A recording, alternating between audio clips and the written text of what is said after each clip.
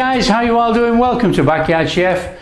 A really simple, easy one today, guys. We're going to make fajita seasoning mix. So let's show you how to make the fajita seasoning mix. Let's do this. Okay guys, in the bowl what we want to do, we want to add our corn flour.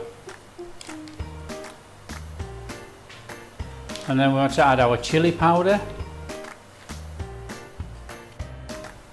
Then we'll add our salt, our paprika,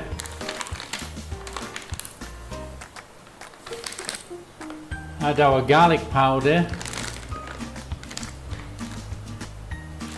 add our onion powder, add our ground cumin, add our dried oregano, our black pepper,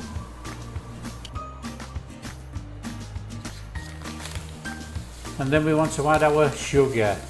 Now some people don't use sugar, I like sugar in this.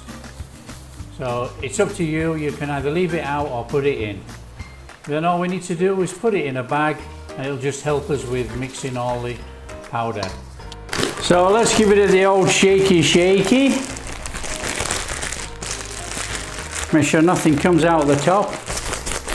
And let's give it a mix up. There we go guys, fajita seasoning mixed.